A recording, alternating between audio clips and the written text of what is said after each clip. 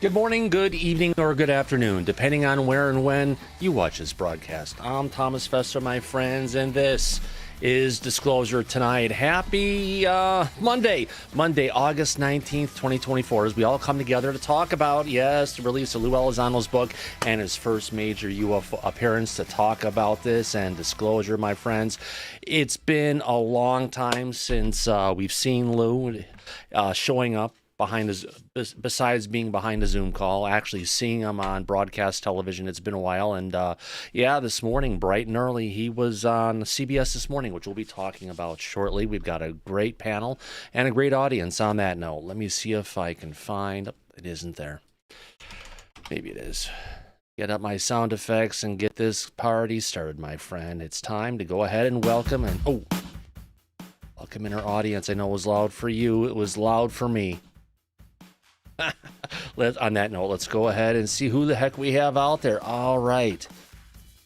Where is that? Add participants. Here we go. Let's take a look. It's Aubrey McLeod, Brian Morgan, Digger Dog, Eli McGinnis, Firefly is around, along with Jake Knott from State Farm, Jake Catch, AS2099, King Bull, Lorento's around, along with Mick McNeil, Morgan, Niles Guy, of course. Paul DeMond made it in, along with Peggy and Steve, with Crockett and Tubbs and their South Florida friends. Welcome, my dear family.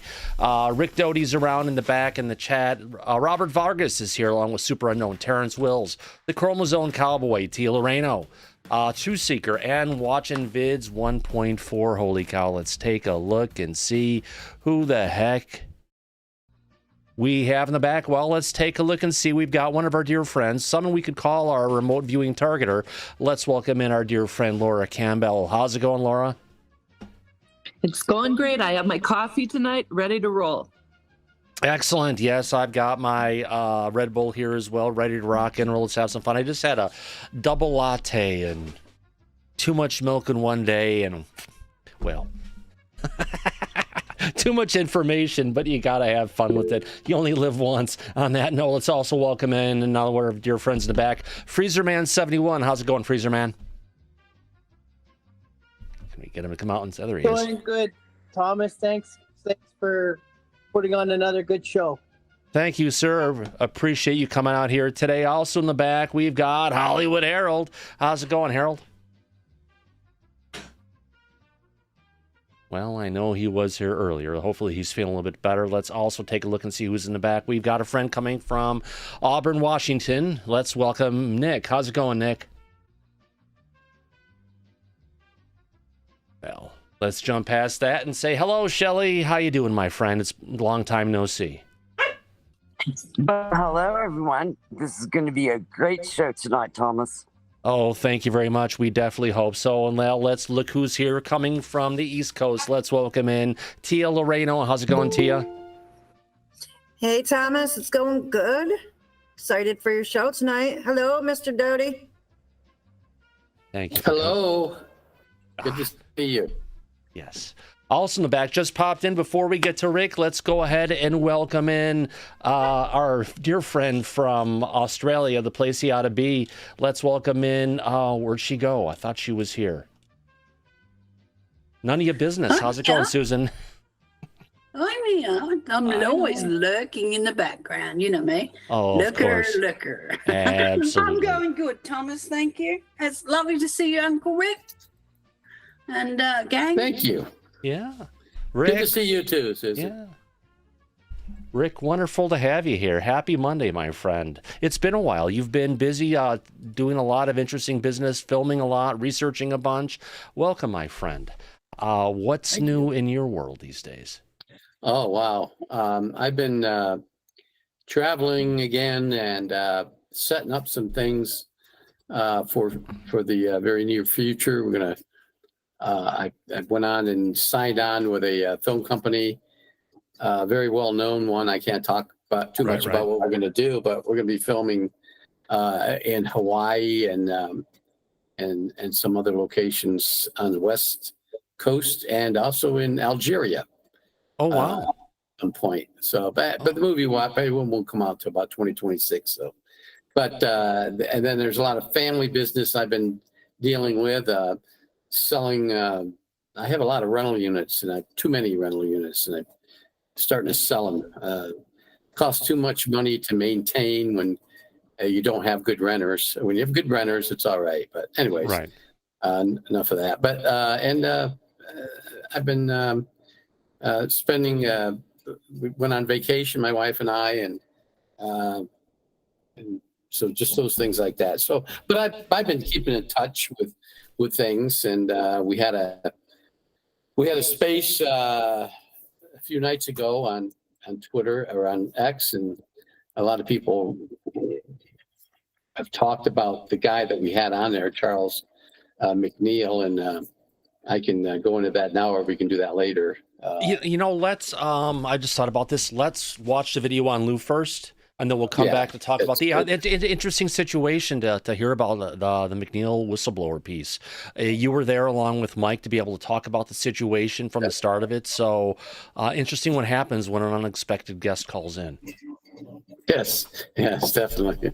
Yeah, and with Twitter Spaces, or even here like on Disclosure tonight, it's an open mic, so if people call in, you never know what you're going to get. So on that note, go ahead, my friend. Yeah, no, that's great. Yeah, we can discuss it later. I can't wait to hear about Lue. Yeah, absolutely. He's got his new book, Imminent. It's it's already available. Some people in Australia have already gotten. Some people in Canada have already gotten. It'll be a majority of the people in the United States will be getting it tomorrow if you order next day deliveries, or if you want to call it release day delivery. So it should be a great book. Over 300 pages on this one. I'm looking forward to reading it. Do you have your copy coming in, Rick, as well? Yes, I should have my copy by Friday. Nice. Yeah. I think I'm also going to get the audiobook, tell you the truth. Yeah, I think so too. Yeah, absolutely. All right, let's go ahead and get to this now. Without any further ado, I've got the overall. Let me get to guest. Where did I go? Let me get myself back on here again. Wait, that's me. No, that's the capture. Let me see if I can find myself here. Should be showing up. The one higher.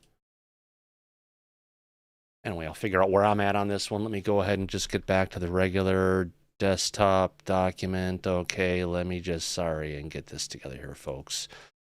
It's a little bit finicky today, and I'm not going to try and debug this while we deal with it live here in Disclosure tonight.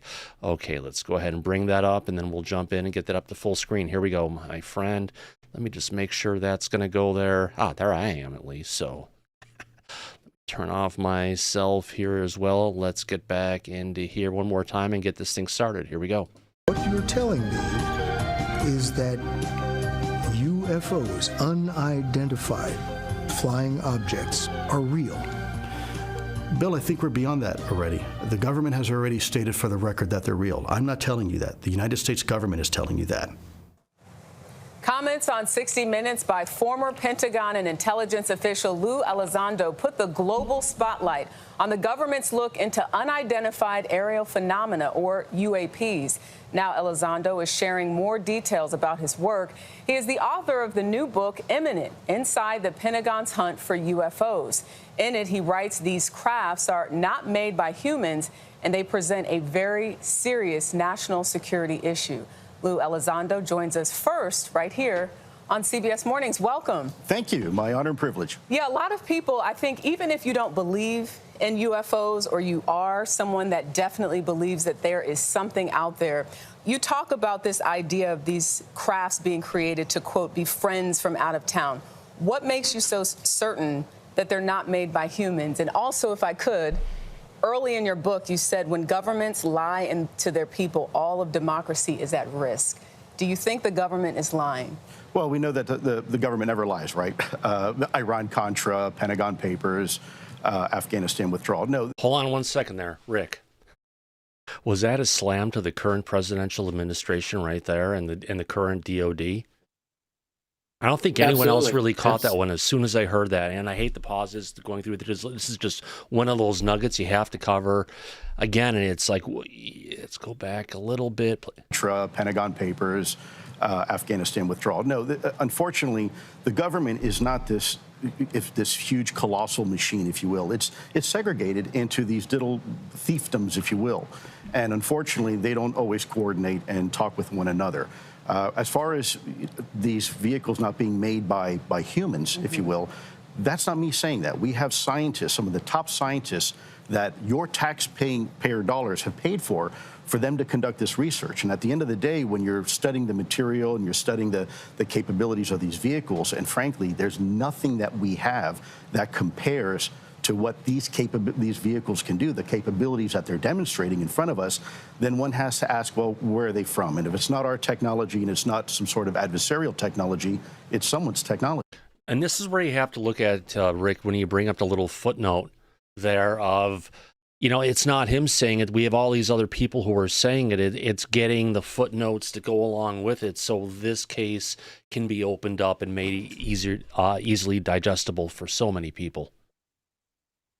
Exactly. Yeah, I think he explained it well right there. Yeah, absolutely. In a statement to CBS News, the Pentagon spokesperson said that the department will follow the data wherever it leads. However, to date, we have not found any credible evidence of extraterrestrial activity. Are there other explanations that should be considered? Is there hard evidence that this is a non-human technology? That's a great point. And so I think we need to look at this from a temporal aspect, a time aspect. Is this the first time Lue's been getting into actually wanting to say we need to look at this as a temporal perspective? First time I've heard him say that. Yeah. Yeah, it's the first time I've heard him say that. Yeah, absolutely. Let's continue on. I think if you were to look at it now and say, well, there's no evidence these things are, if you will, not human, the reality is we've been dealing with this topic as a government for decades. So it's not like there's some sort of adversarial technology that just popped on the proverbial radar that's ahead of us. This is something we've been dealing with as a nation for 60 years. So let's put that into perspective. Not needing to be positive or negative on either side. A lot longer than 60 years. 60 years. Longer. 60 years is what? Oh God, we're looking at 78 years, 18 years after Roswell, isn't it? Right. Yeah. Because we're at 78 years now. So he may correct it in a bit though, but it's just want to pull that out. This would be like going into King Tut's tomb for the very first time and finding a fully assembled 747 inside the tomb. It doesn't make sense, right? From a time perspective, we're talking the 1950s, the late 1940s, where this technology has been demonstrated over controlled U.S. airspace, over some of our most sensitive military installations. And by the way, there's official U.S. documentation that substantiates this. You know what? Yeah, the King Tut piece. Right there first, bringing out, confused the panelists a little bit. Now, it made more sense as Lue got into it, but it's his first appearance. I can't wait to see this conversation tweaked over time. I really enjoyed your book. I thought it was really eye-opening about the secrets that people keep. You make a point of saying you believe secrets have an expiration date. And it seems you and your family really went through hell as part of your job, both physically and mentally. And at one point, you ended up quitting your job, and your wife said to you, who quits a job without a job? And you said to her what? Well, I said to her a lot of things, I'm sure. At the end of the day, I made the decision to leave my job and pursue this topic because it was the right thing to do. And I don't think my family would have respected me if I didn't. You said a man who can't live with himself. That's a line that stood out to me. But why do they want to keep this a secret? And what do you mean that secrets have expiration dates in less than 90 seconds? Sure, less than 90 seconds. Well, secrets are made to protect two things, sources and methods. They're not designed to stop, if you will, the American people from learning the truth about embarrassing things or trying to hide things. This is a topic where I believe America can handle the truth. And I think America deserves to know the truth about this topic, about your taxpayer money that's been spent over the decades to try to figure out just what the heck is going on. Look, you have former directors of national intelligence, former directors of CIA, and even former presidents all coming out saying, yeah, this is a valid and real topic and a national security issue. Yeah, and I think there's so much information in that book we so appreciate and wish we had more time, Lue. Lue Elizondo, thank you for coming in. Imminent Go. Interesting conversation, Rick, to say the least. Lou touched on a bunch of different things. I noticed the audience pick up as far as when he was talking about Tut's tomb and potentially finding a 747 in it. But I think saying that before what he got into about, basically dealing with a temporal piece, that we're dealing with something that doesn't align with our time period. It seemed like, at least the panelists, from my perspective, got a little bit mixed up on it. Yeah, I agree. He said a lot in the short time period that you're on these shows, and I've been on a few of them, and you don't get a whole lot to explain. And no, I just wish he had more time to give a little bit of background and a little bit more meat in the discussion, because the little time they give you, you can't really explain everything that you need to explain for the viewers to understand where you're coming from. Bingo. This is just kind of like out of the blue, out of nowhere for the regular CBS Mornings news show that they've got going on. And it's you just have to look at it and say it's a way to pique some people's interest. I think that big conversation as far as what you're alluding to, Rick, that's the one we're going to be getting on Friday with Ross Coulthard. Right. Yeah. There's so much that's in that book, and I did get a whole bullet points from the book. Yeah. And I haven't really. I just got it. Got it from my other computer. My wife just brought it in just before the show, so oh, nice. I haven't had a good chance to look at it. But there's a lot in this in the book, and I can't wait. I don't really like to go into something that I don't know a whole lot about. Right. I want to read it first, and then we can delve into every single aspect of it. But there's so many interesting points in it that he brings. He talks about Dr. Putoff. He talks about what Dr. Putoff and his institute, when Lou was down there looking at things, the metamaterial. He went into some details in his book about that. Talked about Kit Green in the book. Talks about some other things, the crash sites that he knew about, extraterrestrials, and so I think once we all read the book, we can really digest this and really get into some very, very intelligent and valid discussions on it. One of the pieces he brought up that was interesting, basically saying that if you have an orb or like a saucer, in this example, a cube. Remember, we saw a cube within a sphere. That particular cube itself, or whatever the craft may be, it could be a flying saucer, whatever it is, has a spherical, if you want to call it, anti-gravity, whatever you want to call it, a warp, let's call it a warp field, that encompasses around the craft.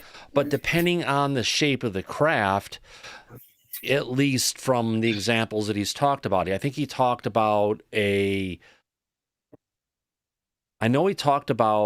something like a saucer would have one, something like a Tic Tac, which is a little bit longer, would have two of these objects going ahead and covering it. Something like a cigar would actually have three of these, if you want to call it, spherical areas to create this warp bubble around the craft. So it's not like we would think like a force field that would go out and, if you want to call it, follow along the exterior shape of the craft. It's more of they're creating this energy field that surrounds them that takes them out of, well, they're in our atmosphere, but they're not in our atmosphere. They're moving through our atmosphere, meaning that this warp is actually warping the reality around the craft as it moves, not in our atmosphere like a plane or even my hand moving right now, but it wraps the reality around it, which gives it these amazing properties to, like, you go in water, you come out of water, there's no splash because you're not interacting with the air, you're not interacting with the water, right? Right, yeah. That's a good way to explain it. It's like it has its own atmosphere, or it separates. One of the things that Dr. Davis talks about is the ability to separate our atmosphere so it can move quicker. Now, another thing you got to understand that, and I think Lou discusses this, this is only one technology, one particular extraterrestrial race. And there could very well be more. He doesn't say that, but doesn't say there's more. But hasn't even Grush alluded to that? You know, we've had multiple people come out and say that there's more than one. What, 3, 5, something to that extent? Exactly. Yeah, 5 or, as I hear, 9 maybe. Yeah. But and so that's Dr. Putoff, and when he talked at a scientific convention, loosely talked about if one of the complexity of science understanding alien technology is if we're dealing with just one technology, it might take us 100 years to understand it. But what if we're dealing with more than one? It's going to take us thousands of years to understand all these different technologies, especially if they're thousands of years more advanced than we are. Right. Or millions of years, or hundreds of thousands. Either way, they are way much more advanced than ours. And hopefully they would do this in a parallel effort, meaning we're going to look at this one, potentially what they learn on one could give them some ideas on the other. But if it's radically different in how they're getting here or how the actual system works, it's an amazing situation. I just want to go ahead and thank Fat Frank for that wonderful super chat, 65 Swedish kroners. Thank you very much, Fat Frank. Yeah, it's a good show tonight, my friend. Now, Rick, in addition to talking about Lou's book, we were getting to this earlier. You had a Twitter space going last week, and there was someone who popped in unexpectedly who was claiming there's some kind of informant, whistleblower, maybe. Yeah. Here's actually we knew about him weeks in advance. He had sent to various people a document that's called Above Top Secret. Right. This thing he had typed himself. It's I don't remember how many pages, 60 pages or something. And we looked through it, and then he went on X and started talking about it. And then he got a number of different people involved in it. And so he came on to try to explain himself. And what people didn't know was there was a program, the government had a program called Project Society Hike, Hike. That was it was after my time. I didn't know anything about this.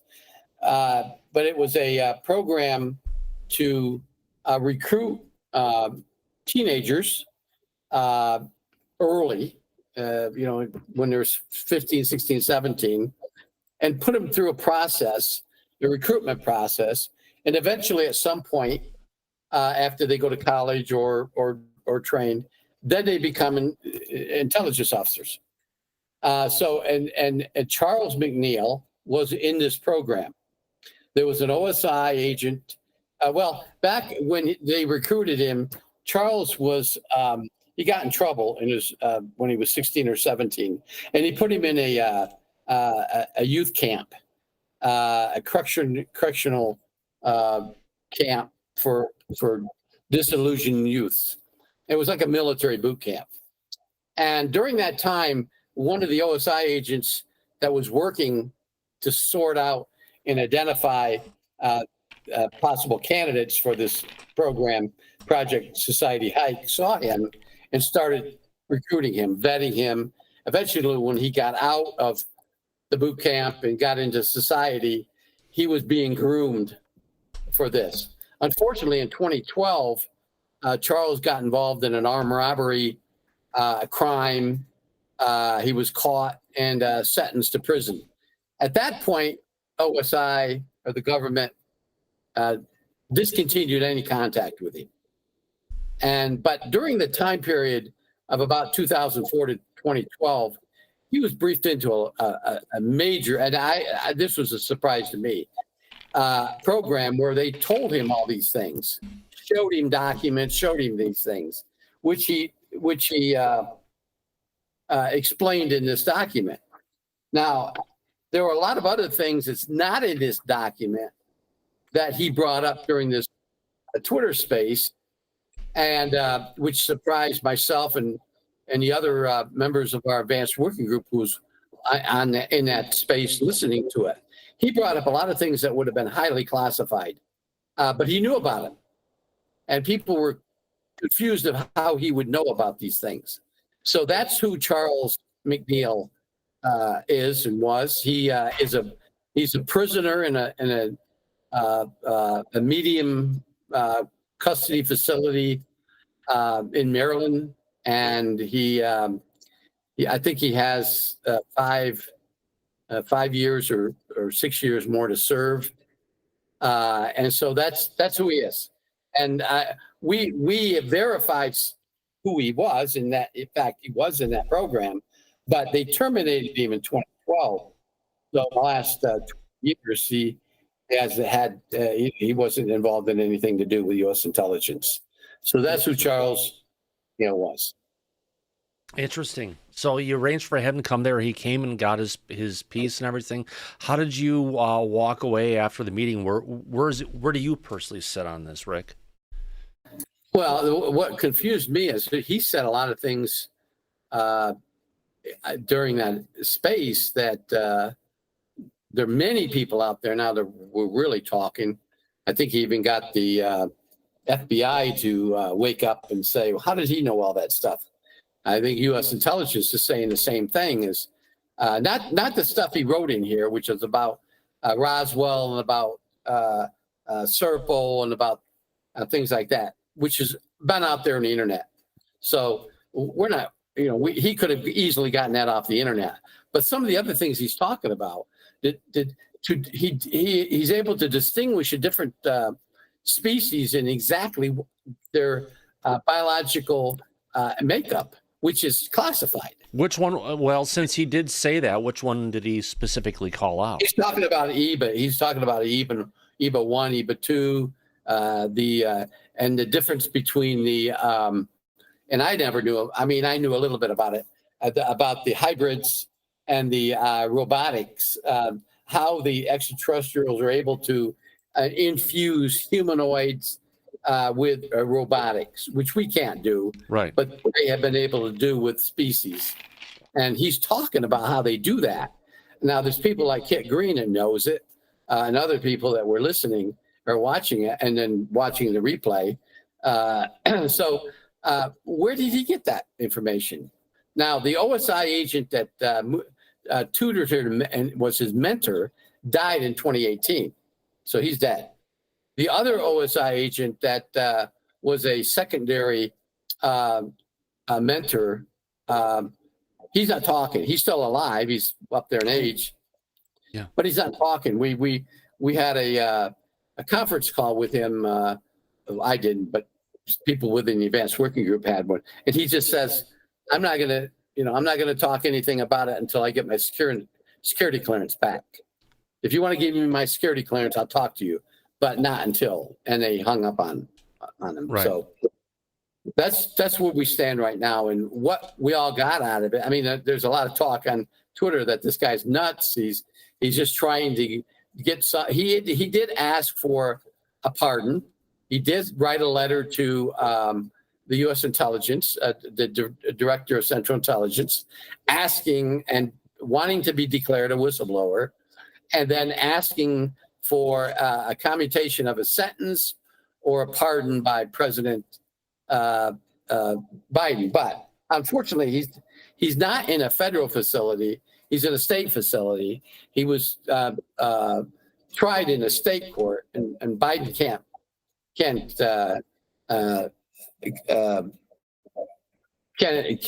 do anything for him. It would have to be the governor of the state, right? That would give him a pardon. And there's people out there talking about all his background and why would U.S. intelligence do this? And I don't know the whole story about the Project Society Hike. That project, I was never involved in it. Probably so going on probably classified still. So, you know, I can't talk intelligently about something I've never had any access to. Yeah, I got you, my friend. Interesting situation, to say the least.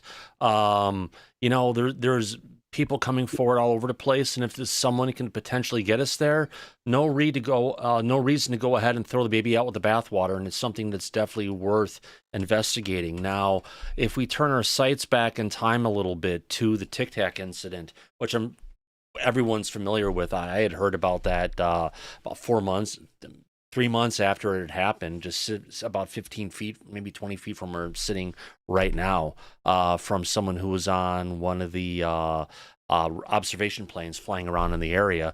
But Kevin Day, who is one of the operators on the, if you want to call it, operators of radar on the actual USS Princeton, which I believe was one of the ships going and watching over it. Well, he actually is tired of the bullshit. And more importantly, he is naming names, which it's about time, Rick. It's time to bring on the truth if we can. I've got information coming from the UFO Joe. It's someone who we have to start supporting her disclosure tonight, because he does a phenomenal job covering this. Moose, quiet down. Sorry, little dog, big voice. Let's get on to this. All right, where am I at here? All right, so Kevin Day starts naming names of those involved in the Tic Tac incident. Let's get into this. This is coming, quote from Kevin Day: "The entire world is going to know who they are. I have had quite enough of bearing the burden here alone. Fuck them." Sounds like something that, what do you call it, Ross Colehart would be saying, but this is coming from Kevin Day's Facebook. Let's get close to it. "I was sworn in to track and report all air contacts detected by spy radar, and report all air contacts detected by spy radar, including identification, flight safety, and tactical recommendations. This was my duty," he says, "just as it was for everyone else. Yet I am of the very, very few who truly fulfilled that duty to our country. That is, did our jobs. In return, he's lost his career and ended up destitute," which I had no idea. Oh my God. "In the Clamopsis, Oregon wilderness, and went through a painful divorce after a 30-year marriage with an ex-wife who even attempted to kill me with a sword. I lost the respect of my fellow war fighters and endured relentless ridicule. I have faced it all, seemingly in vain." Shelley?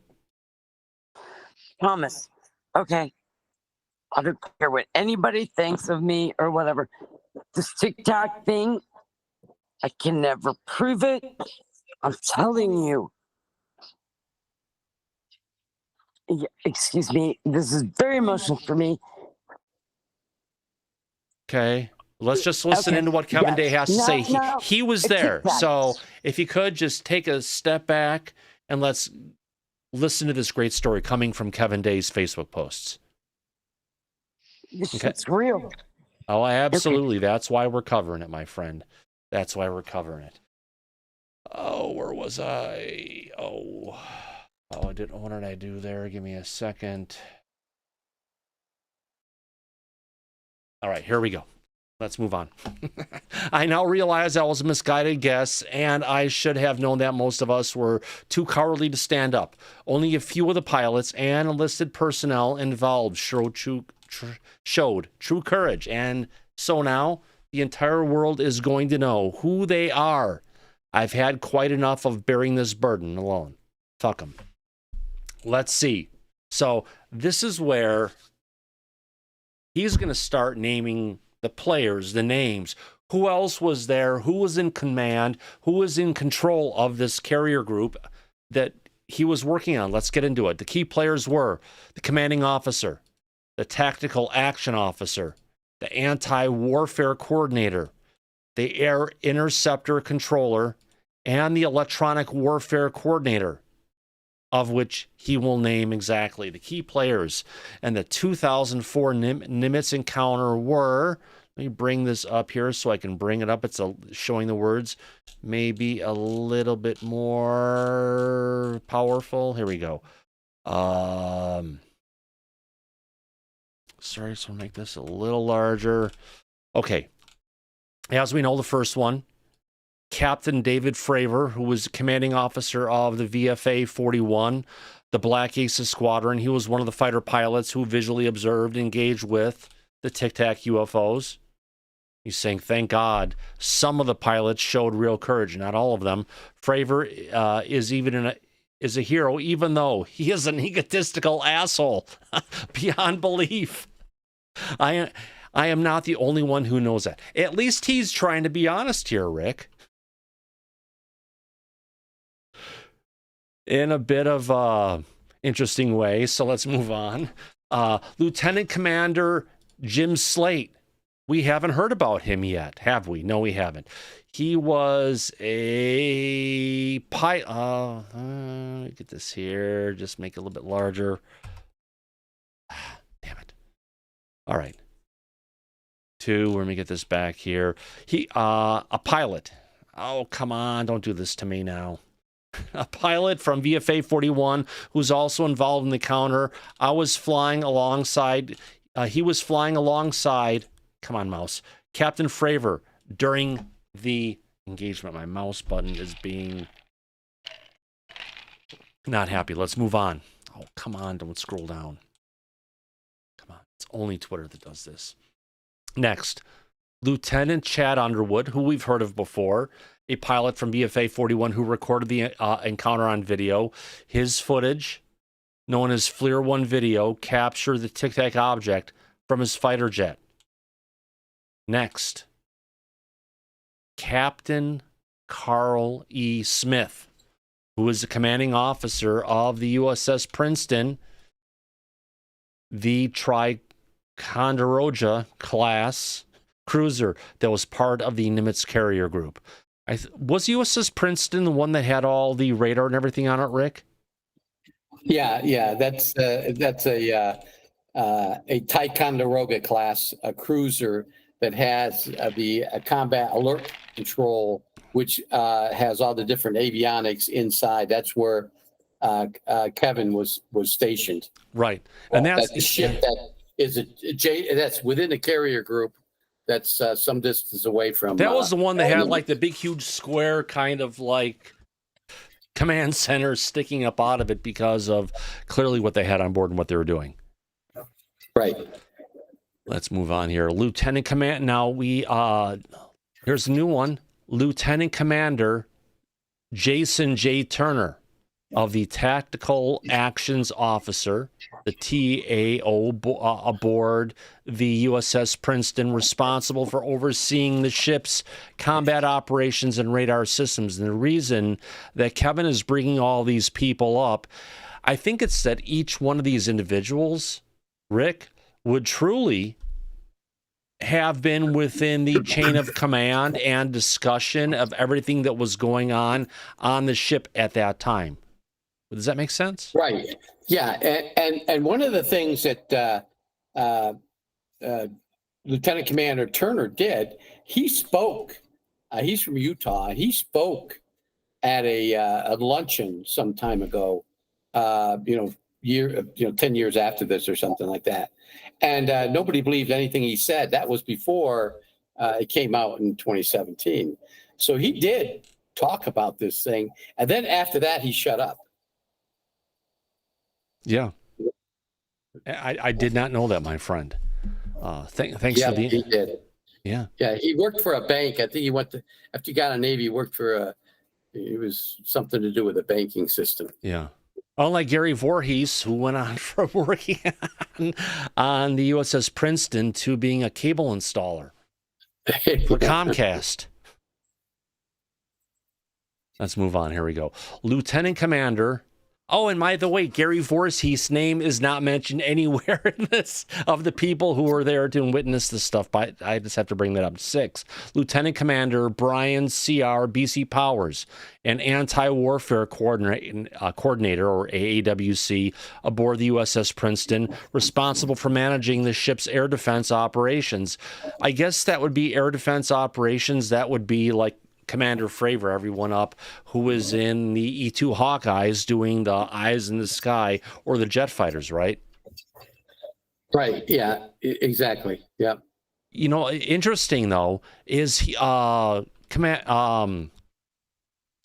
not mentioning with specifics anyone in the E-2 Hawkeyes, which were some of the people who actually first engaged with this. So I'll have to reach out and say, hey, what about some of the people from those E-2 Hawkeyes that had, I mean, they were flying along and all of a sudden they had it appear on the left side of their plane. They got notified by the pilot what was going on. Their avionics on the plane started to screw up. This went on for 20, 30 seconds. And all of a sudden, it was on the opposite side of the plane. So it was over here. Now it's over here, there for a period of time. And then poof, it's gone. And as soon as it went away from the E-2 Hawkeye, they were called back into land. Right. Because it wasn't just the avionics on the USS Princeton that was upgraded. It was also the avionics, not just the avionics, the overall surveillance technology they had was also upgraded on the E-2 Hawkeyes. So it wasn't just the base that got upgraded. It was the base and the eyes in the sky. So we've got to find that one out. Next one coming up, Captain Robert Bob T. McCullough, commander of the Carrier Strike Group 11, which included the USS Nimitz and its associated ships, someone who hasn't really come forward to talk about it. And he goes on to say, these individuals played significant roles in the events and subsequent investigations related to the Tic Tac UFO encounter. These pilots have come forward, are true heroes. However, focusing on them is missing the forest and the trees, the people. With the real story, we're aboard ships dealing with these unknown contacts for about 10 days. The pilots were only involved in perhaps 10 minutes. I know. The Tom Cruise factor. I get it. But that alone demonstrates how misguided and unserious this entire investigation has been, this investigative effort by Congress has been. A concocted hoax designed to scratch an itch, hopefully putting the issue to rest. It failed. I won, and checkmate. So there you go. It's just not that one encounter that went on, Rick, and I think it's really well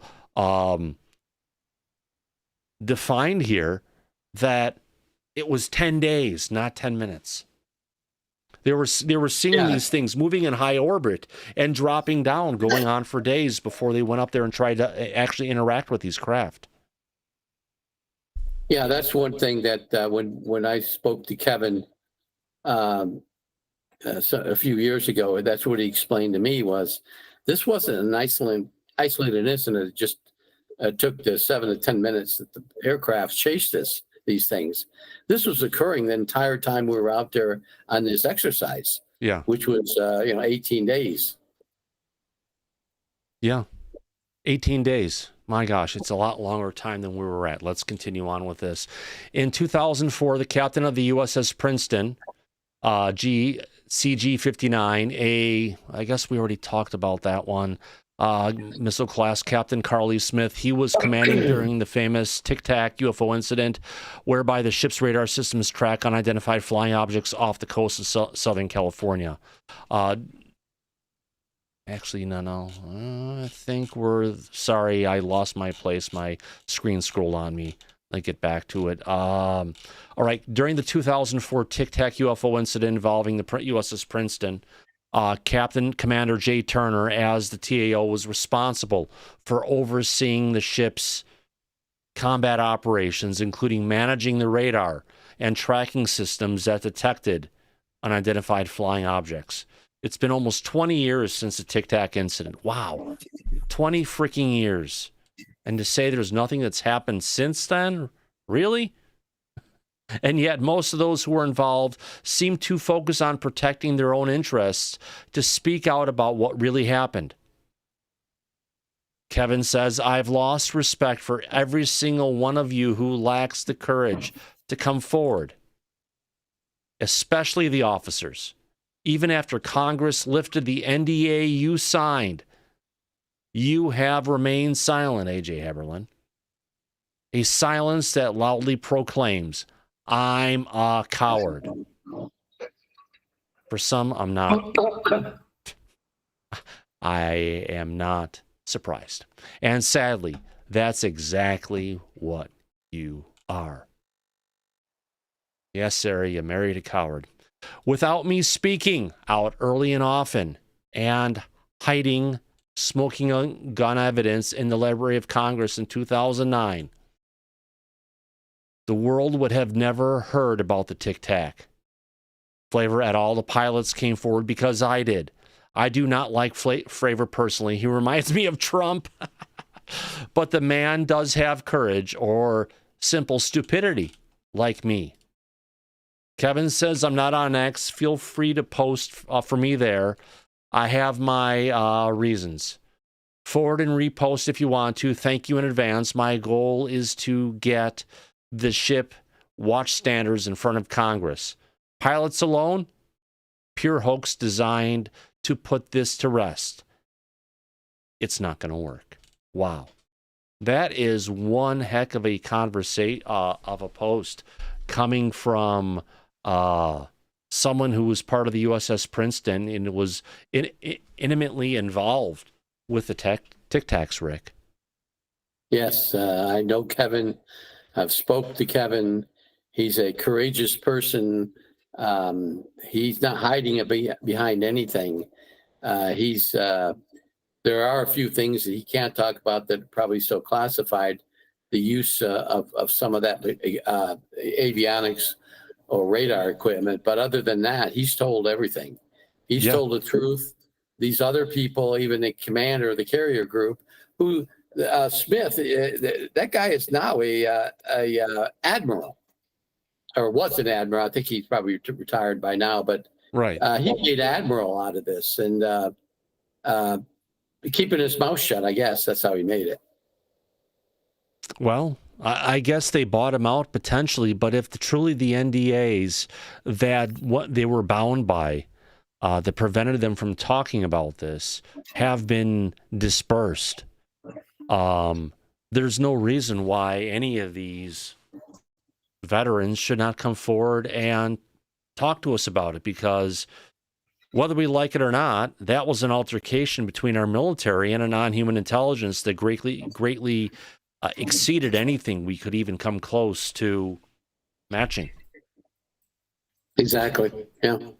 And you know, the pilots, you got to give them credit for what they did and what they said. But you know, the overall responsibility for a full explanation of what occurred out there is the commanders, the people in the upper echelon of command. They should be now talking, explaining it. They're all out in the military now. I mean, this has been 20 years ago. And, you know, I think Smith retired in 2012 or 2013, but there's no reason why they can't. If the NDAs are expired, there's no reason why these people can't come out. The commanders, because every one of these people are flag officers. They should come out and explain to the world exactly what happened. And there's a lot of things that occurred that Fravor and some of these others aren't going to discuss. I mean, Fravor said that at a UFO convention once. He said, you know, I can only tell you half the story. Well, we want to hear the other half. What about the other half? What aren't they telling us about this that they know? And, right. You know, we have a right to know. I don't think there should be anything classified now after 20 years. It's 20 years ago. Right.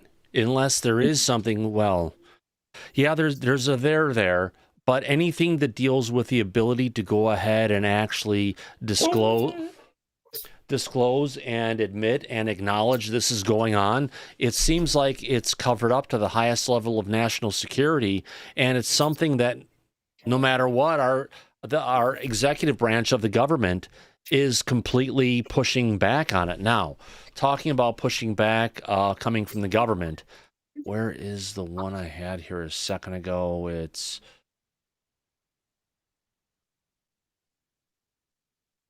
Oh, that isn't it. Give me a second. I know it's here somewhere. This is one of the clips I had from earlier today. Nope, that's not it.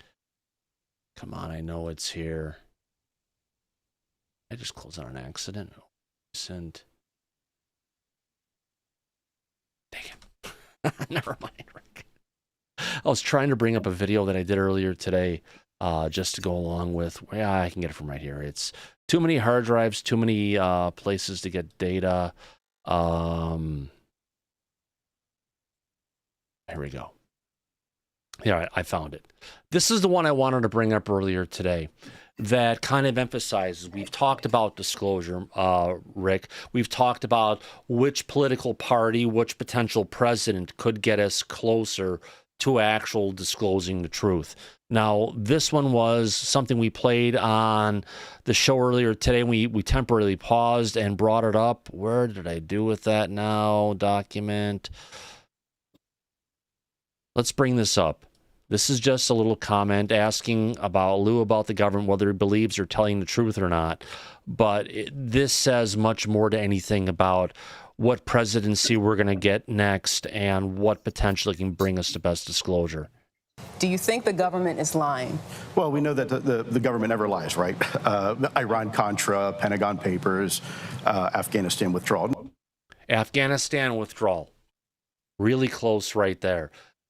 Everybody knows the Biden administration completely screwed up the withdrawal from Afghanistan, leaving a lot of weaponry within Afghanistan, from helicopters to combat vehicles to arms to bullets, you name it. It was left for the opposition to come, the Taliban come in and take it over. And we all saw the horrible things that went on where people were trying to escape and they were clinging to the outside of military transports and falling off as it took off into the air. That was strategically placed by Lue. And it was a shot across the bow of our existing Democrat administration from the Bidens. Now, I've said before that if you look back in history, what happened? Something was going on great with disclosure. Then we hit the point. I think it was potentially the point we hit it with the UAP that were initially shot down in up in Alaska. And then we had the ones sighted over the Yukons potentially shot down. Then we had the other ones that were down over Maelstrom Air Force Base, who on the next day were already over to Lake Huron. They potentially shot them down. Ever since then, it seems like any kind of play along that we're going to get from the Biden administration was completely shot down, because after that happened, within the same year, we had the monumental UAP Disclosure Act, the first one that came out, that was then shot down due to lobbying from who? Lloyd Austin, who's the Secretary of Defense for the Biden administration, and also by Sean Kirkpatrick, who actually rolls up under Lloyd Austin. So they all had orders from above to go ahead and shut this down. Yeah, that's exactly the way it happened. And I think the Senate, the amendment, Senate Bill 2226, which was eventually shot down, would have been an eye-opener and would have allowed the average citizen to know everything there is to know about the secrets, or not all the secrets, but a lot of the secrets that our government's keeping away from the American people. And of course, with pressure from the executive branch, of course, that's where the intelligence community is. Bill was gutted. I mean, that amendment was totally gutted, and that left it with nothing. That's just unfortunate. Absolutely, absolutely. I wanted to bring you in this and just be able to talk about this because it's something that's out there. It's something that's a reality, and people say, well, disclosure should be nonpartisan, but we're not seeing a nonpartisan approach to them, at least coming from the executive branch, and hopefully with a change, maybe we've got a better chance at this point for bringing forward disclosure, because one of the clips we've played here many times with former DNI Ratcliffe, you know, we had stuff come out from Avril Haines, but I don't think Avril Haines has said or if you want to call it disclosed publicly in a conversation with anybody with regards to the reality of the non-human intelligence more than former DNI Ratcliffe did. Right. Yeah, you're right. You're right. Absolutely. Let me see it. And there are others, you know, depending on who wins in November and who takes office on January 20th. Right. There's a big leap that the executive branch has to take, regardless whether it's a Democrat or Republican, because the people, the curiosity is out there, and Lue appearing on television programs talking about this, and that's not going to be the only one he talks is going to appear on, but that excites the American people, especially us, the people that want disclosure, that followed this subject for years and years and years. We want an answer. We know, I mean, I know the truth, but the government has to come out and verify everything that Lue and others, and especially whistleblowers, can tell us. And we need that. And I don't know. I don't really know what, you know, Trump had his chance, and he had some people within the Defense Department that was shutting everything down.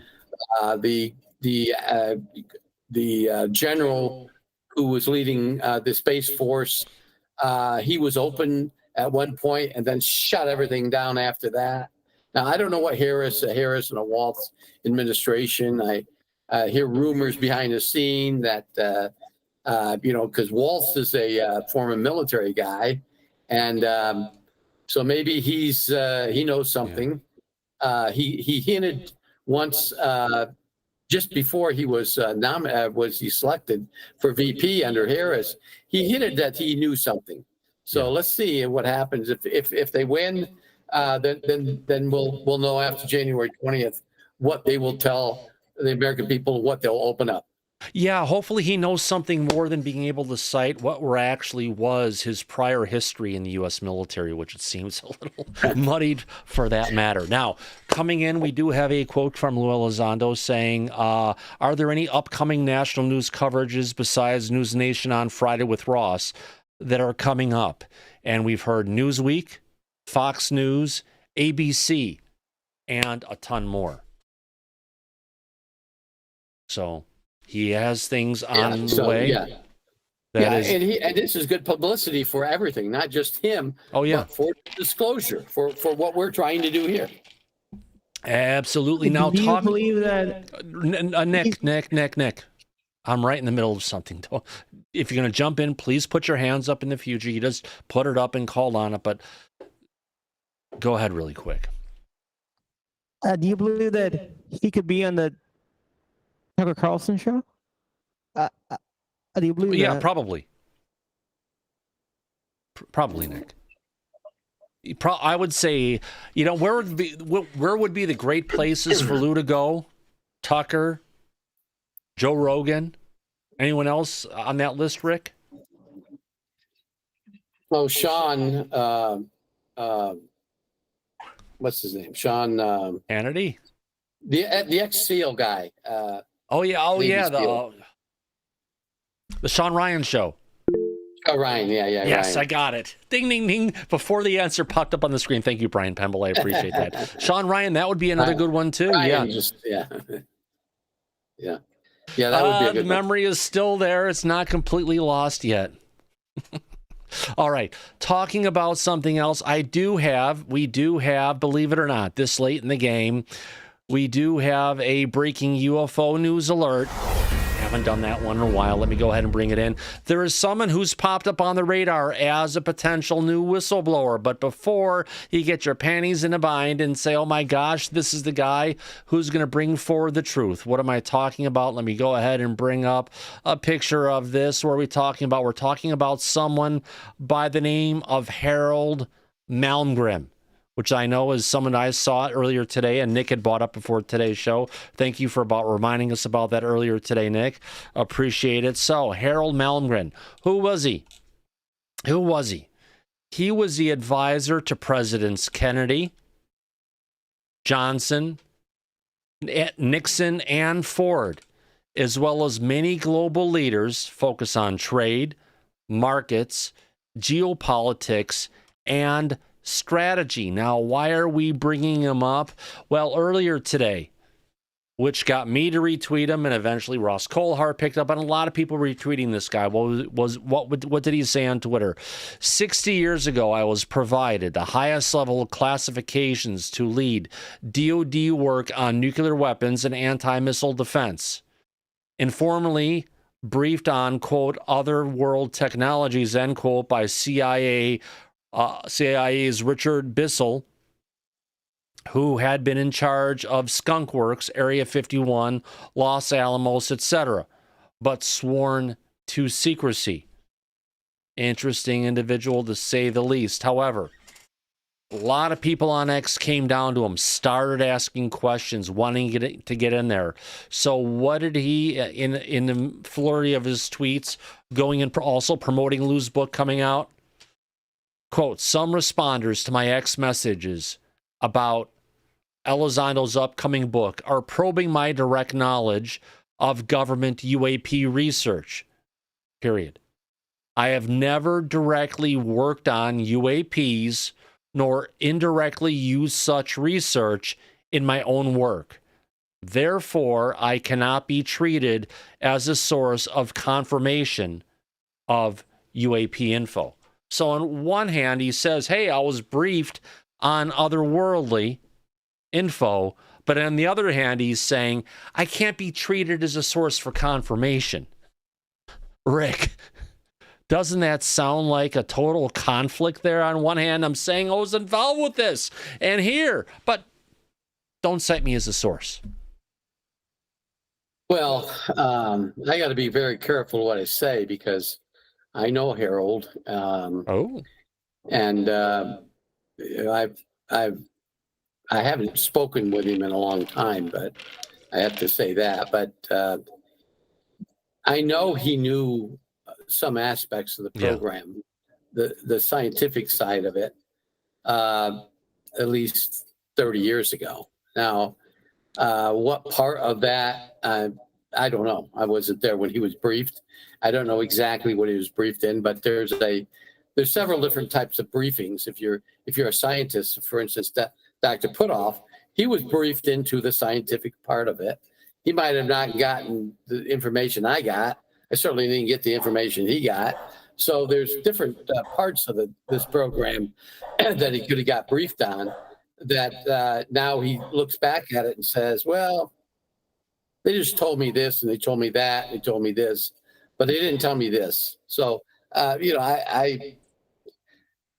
can't vouch for what he said now, but I knew he was involved in some parts of it years ago. Now I don't know what he's done since, and again, I haven't spoken with him in a long time, so I'll just leave it at that.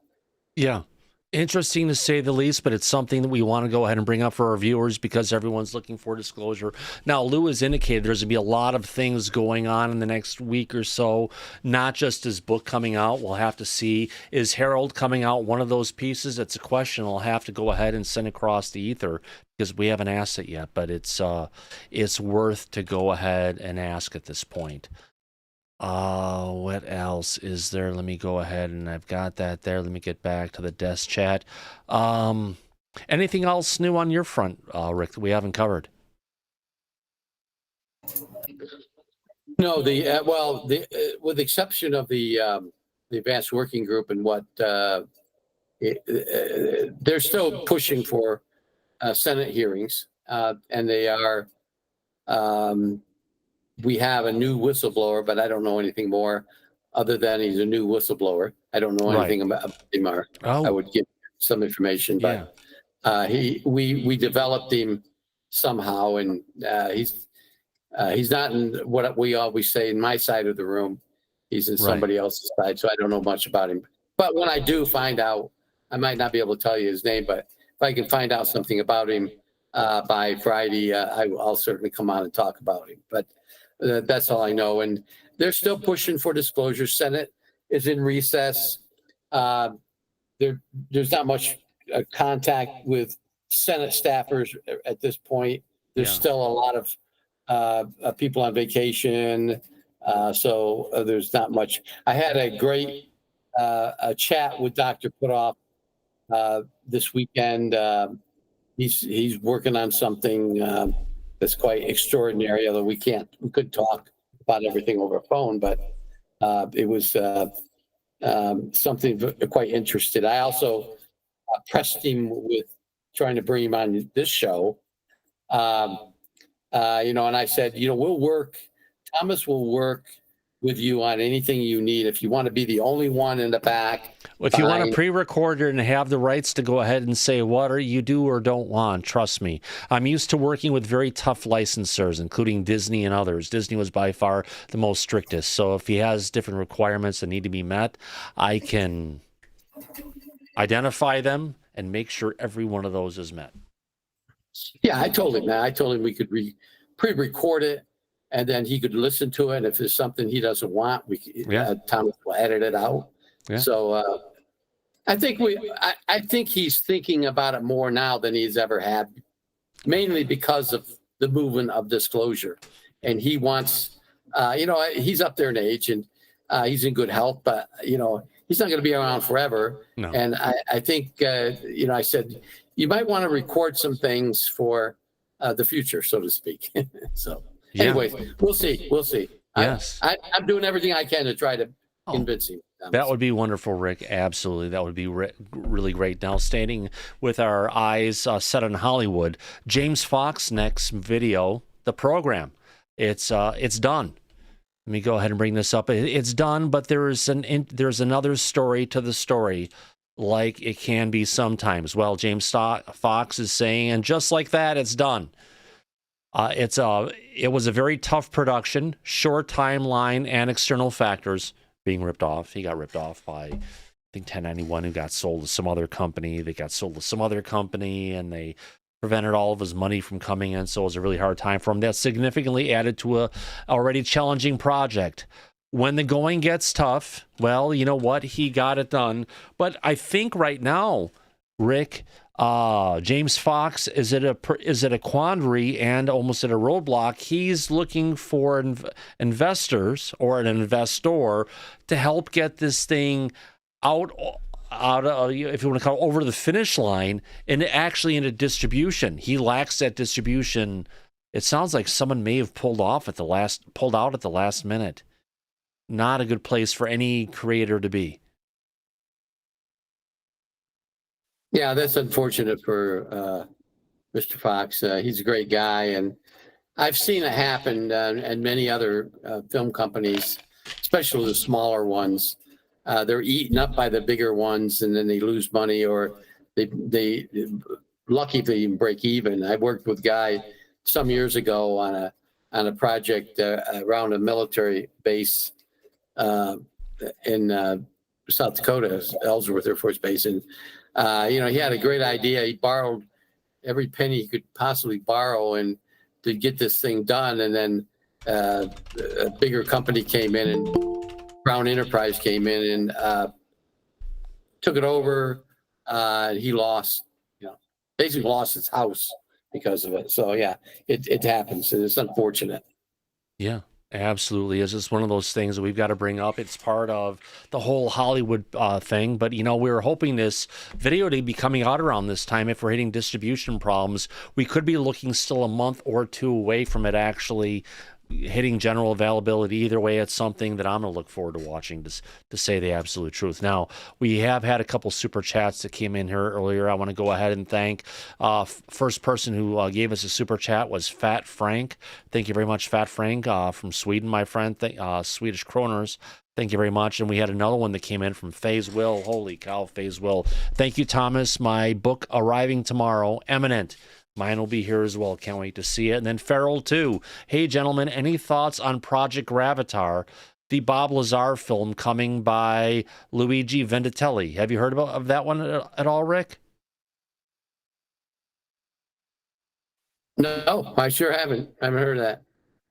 Never heard of that. You know I've heard about a new Bob Lazar movie that was coming out, and they have actually been doing a bunch of production of the film, actually using, I believe it's on Unreal Engine 5 or whatever the latest version of Unreal Engine is. So they're doing a lot of 3D production. They have Bob walking around and showing off this stuff that you wouldn't be able to pull off in just a regular small budget film. So it should be interesting. No, we're not sure when the film coming from, if you want to call it, James Fox will be coming out. It's still up in the air at this point. Let me now get back to the chat at this point, see if there's anything else on my... we could cover that. Why not? So, well, I'll stick to UFOs today. What else do I have here? No. I think we've covered majority of the issues going on today in Disclosure. It's happening. It's moving along. Lue's book hit the streets already in Australia over the weekend. Canada will have it in the United States today. Actually tomorrow on the 20th. Looking forward to it from everybody. It's been one heck of a great show. Mike, Disclosure, we missed you tonight, my friend. He had his brother pop in unexpectedly before the show started, so hopefully everything's turning out all right with him. Rick, I appreciate you being here tonight. It's great being here. Great show, Thomas. Absolutely. Thank you very much. And if I get into this, and let's go ahead and thank everybody for coming out here to this episode of Disclosure tonight. More importantly, I want to thank the people in the audience who's out there in the chat right now, including Austin Gilbert, ABE3, there's something in there, Pharrell 2, Firefly, Frankenstein, Jan, J-Cat, Kathy, Kelly Broughton with piercing blue eyes. King Bull's been here along with Mr. Joe, Nathan Forrest, Paul Damon, Reality Check VIP. Hope you're feeling better, my friend. Mr. Joe, Shelly Montgomery, Terrence Wills, the Mac Geek, and of course, Watching Vids 1.4. What a great show. What a great audience. More importantly, I want to go ahead and thank the people in the back for coming out today. More importantly, I want to thank you, Rick. Thanks for being here, my friend. You're very welcome.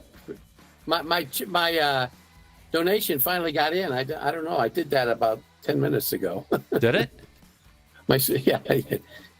Oh, well, there you go. Thank you very much, Rick Doty. You were there, like, digging into something. I wasn't sure what was going on. Well, thank you very much. Holy cow. Thank you for that wonderful super chat, Rick Doty. I appreciate that. You're welcome. You got to have fun with it, and we appreciate every dollar that comes into Disclosure tonight, goes back in the production of our show. Happy Monday.